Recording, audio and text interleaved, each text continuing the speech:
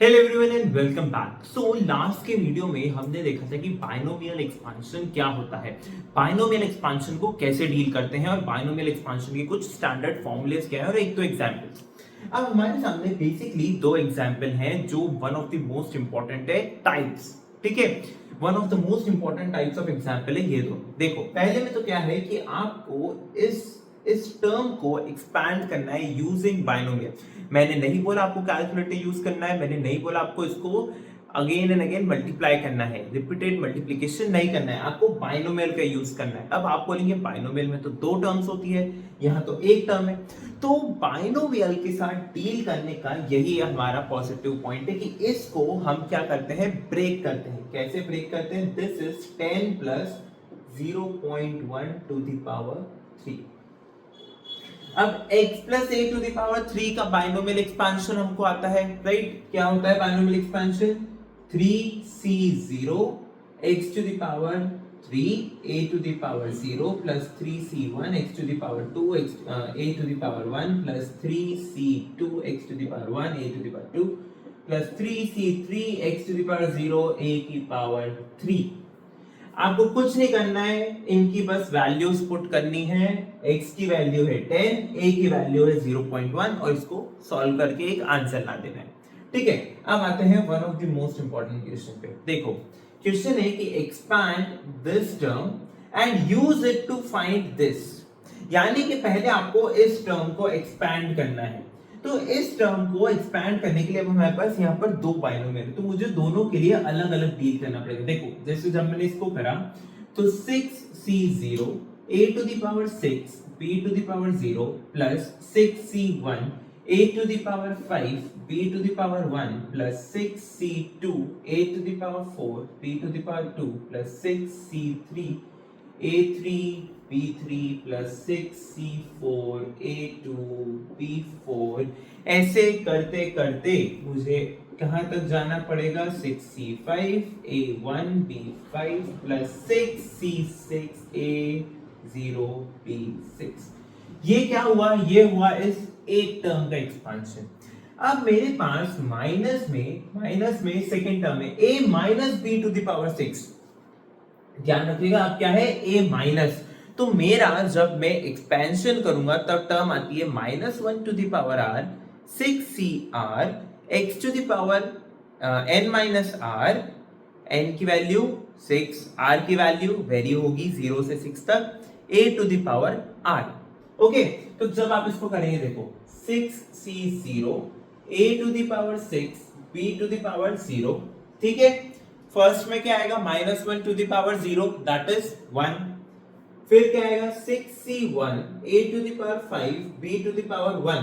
अब -1 to the power 1 आएगा, इस वजह से यहां पर क्या हो जाएगा? Minus plus 6c2 a to the power 4 b to the power 2 minus 6c3 a to the power 3 b to the power 3 plus 6c4 a to the power 2 b to the power 4 minus 6c5 a to the power 1 b to the power 5 plus 6c6 a to the power 0 b to the power 6।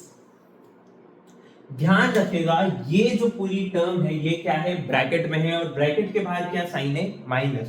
तो जब आप bracket हटाएंगे तो क्या हो जाएगा? देखो ये प्लस था तो माइनस था तो प्लस, प्लस है तो माइनस, माइनस है तो plus, plus minus, plus minus. अब आप क्या करिए, जो आपको सेम टर्म्स दिख रही है और अपोजिट साइन में दिख रही है उसे क्या कर दीजिए? कैंसिल। देखो 6c0 a6 b0 negative positive cancel, c2 cancel, c4 cancel और c6 कैंसिल, राइट? ये टर्म्स क्या हो गई? कैंसिल। तो मेरे पास क्या बची? देखो मेरे पास बची 2 6c1 a5 b1 plus 6c3 a3 b3 plus 6c5 a1 b5, ये टर्म्स बची है। तो ये क्या हो गया? ये हो गया मेरा binomial expansion of this term.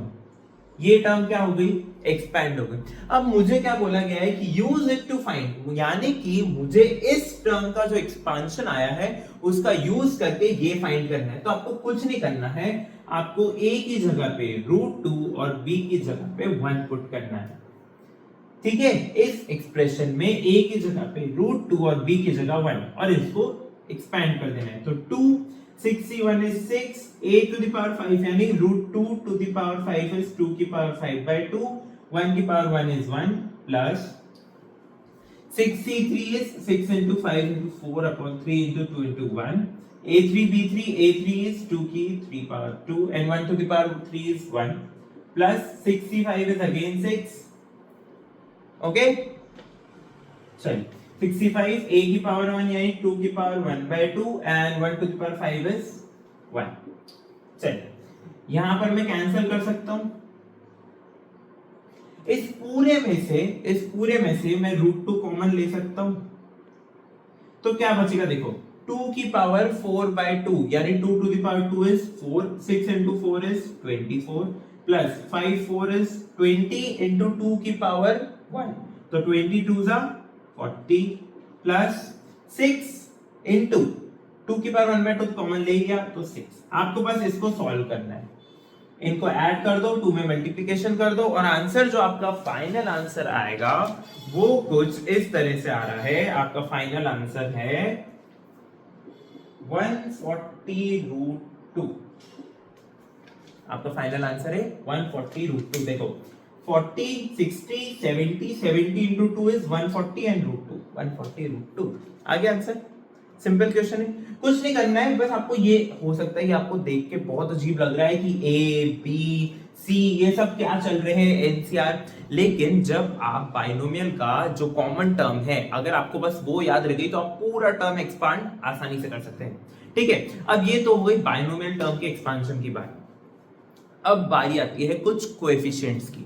किसकी बारी आती है, कोएफिशिएंट्स की। तो कोएफिशिएंट्स की कुछ प्रॉपर्टीज होती है जो हमें देखनी है, कोएफिशिएंट्स की कुछ प्रॉपर्टीज होती है जो हमें देखनी है, जैसे कि sum of the coefficients is equal to 2 to the power n। और क्या प्रॉपर्टी होती है कि जो हमारे कोएफिशिएंट्स हैं अगर मैं स्टार्टिंग से सेकंड नंबर का कोएफिशिएंट लूं और एंड से सेकंड नंबर का कोएफिशिएंट लूं तो वो दोनों सेम होते हैं। कैसे, देखो अब आप यही देख लो, यहां पर इस टर्म में जब आप इसको एक्सपांड करोगे, या फिर चलिए मैंने ये एग्जांपल लिया, ठीक है, इसका आप फर्स्ट कोएफिशिएंट निकालोगे क्या आएगा 1, लास्ट कोएफिशिएंट निकालोगे क्या आएगा 1, फिर आगे से सेकंड निकालोगे तो 3, पीछे से सेकंड निकालोगे तो 3। तो यानी कि कोएफिशिएंट्स जो सेम डिस्टेंस पे होते हैं स्टार्टिंग पॉइंट से और एंड पॉइंट से, उनकी वैल्यू क्या होती है, सेम होती है। ठीक है, अब क्या देखते हैं, कोएफिशिएंट्स पर बेस्ड एक एग्जांपल देख लेते हैं, बाकी तो आप खुद ही सॉल्व करना सीख जाएंगे। कोएफिशिएंट्स पर बेस्ड जो क्वेश्चंस होते हैं उनमें मेजरली क्या होता है, कंपैरिजन होता है। क्या होता है, कंपैरिजन। ठीक है, तो देखते हैं कोएफिशिएंट्स का एक एग्जांपल।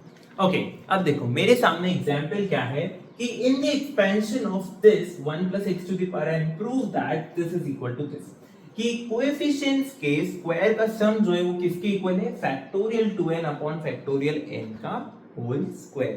ठीक है, जो मैंने आपको फैक्टोरियल का साइन बताया था ना, n फैक्टोरियल, उसी का एक और नोटेशन है ऐसे फैक्टोरियल n। ये these are same things. Okay, देखो आपको क्या करना है, आप बस एक 1 plus x की पावर n जो होती है उसका एक्सपांशन ओपन कर लीजिए, यानी कि उसको पूरा एक्सपैंड कर दीजिए। तो क्या आएगा आपके पास, nc0 x to the power 0 plus nc1 x to the power 1 plus ऐसे सो ऑन करते करते ncn x to the power n, यही आता है, राइट। अब इसी जगह अगर मैं इन टर्म्स को बदल दूं, यानी कि x plus 1 to the power n अगर मुझे फाइंड करना हो तो क्या हो जाएगा, देखो nc0 x to the power n plus nc1 x to the power n minus 1 plus so on ncn x to the power 0, right. अगर मैं इन दोनों का मल्टीप्लिकेशन कर दूं, क्या कर दूं, इन दोनों का मल्टीप्लिकेशन, तो यहां क्या हो जाएगा 1 plus x to the power 2n। अब x plus 1 to the power n लिखूं या 1 plus x to the power n लिखूं, बात तो एक ही है, कोई चेंज तो नहीं होता। 2 प्लस 3 का होल स्क्वायर लिखूं या 3 प्लस 2 का होल स्क्वायर लिखूं, एक ही बात है, ठीक है, कोई अंतर नहीं होता। तो मुझे क्या करना है, मुझे करना है इन दोनों टर्म्स का मल्टीप्लिकेशन। तो मेरे पास यहाँ पर तो क्या आ गया, 1 plus x to the power 2n, ठीक है। अब मैंने यहाँ मल्टीप्लिकेशन क्यों किया, देखो मुझे यहाँ पर क्या दिख रहा है, 2n दिख रहा है, फैक्टोरियल n का स्क्वायर दिख रहा है, लेकिन इन टर्म्स में कहीं भी मुझे 2n नहीं दिख रहा। हो सकता है मैं फैक्टोरियल n का स्क्वायर तो कहीं से बना दूं, लेकिन मैं 2n नहीं बना पा रहा था। तो मैंने क्या करा, मैंने थोड़ा कुछ दिमाग दौड़ाया और मैंने इन दोनों का मल्टीप्लिकेशन किया, तो मेरे पास क्या आ गया, 2n आ गया, राइट। तो जब आप इन दोनों का मल्टीप्लिकेशन करेंगे, क्या करेंगे, इन दोनों का मल्टीप्लिकेशन, तो दो टर्म्स रहेगी, एक ये वाली टर्म, एक ये वाली टर्म, ठीक है। तो आपको कुछ नहीं करना है, आपको करना है कंपेयर। आपको किसे कंपेयर करना है, कंपेयर करना है आपको coefficient of x to the power n। किसको करना है, coefficient of x to the power n। तो जब आप यहां पर एक्सपांड करेंगे तो क्या आएगा, देखो 2n cn, यहां पर कोएफिशिएंट क्या होगा, 2n cn। इसको जब आप इक्वेट करेंगे, ठीक है, देखो अब यहां पर जो ये दो टर्म्स है, यानी ये दो टर्म्स है, मैं जब भी इनका मल्टीप्लिकेशन करूंगा तो मुझे x to the power n में क्या मिलेगा, this into this comes x to the power n, इन दोनों का multiplication x to the power n, इन दोनों का multiplication x to the power n, right. मैं कोएफिशिएंट की बात नहीं कर रहा हूं, मैं बोल रहा हूं कि जब मैं x to the power n और x टू द पावर 0 का मल्टीप्लिकेशन करूंगा तो क्या मिलेगा, x to the power n। x to the power 1 और x to the power n minus 1 वाली टर्म का करूंगा तो x to the power n, यानी कि देखो टर्म्स क्या मिलेगी मुझे, c0 स्क्वायर, c1 स्क्वायर, ऐसे करते करते मुझे मिलेगी cn स्क्वायर, राइट। इन दोनों का मल्टीप्लिकेशन करूंगा तो क्या मिलेगा, nc0 का whole square, that is c0 square. Generally हम उसको कैसे लिखते हैं, c0 स्क्वायर। ऐसे करते करते cn स्क्वायर मिल जाएगी। मैंने इसी वजह से यहां पर अलग अलग नहीं लिखा ताकि आप यहीं से समझ जाएं, ठीक है। चलो अब क्या करो, इस टर्म को, मुझे ये तो दिख गया, यही चाहिए था, और यहां पर है मेरे पास फैक्टोरियल 2n फैक्टोरियल n का स्क्वायर। अगर मैं इसे एक्सपांड करूं तो factorial 2n upon factorial 2n minus n into factorial n, that is factorial 2n upon factorial n into factorial n, और ये जो टर्म है ये यही है, तो हो गए ना ये दोनों बराबर, राइट। तो इसका प्रूफ करना, जब भी आपके पास कोएफिशिएंट के क्वेश्चन आएंगे तब आपको प्रूफ किस तरीके से करना रहेगा, हमेशा, ठीक है।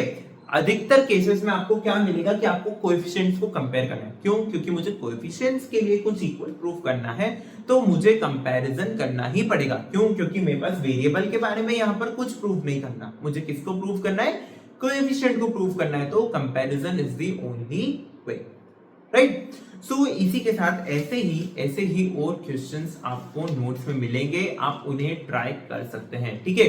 कुछ सॉल्व भी मिलेंगे और कुछ अनसॉल्व मिलेंगे।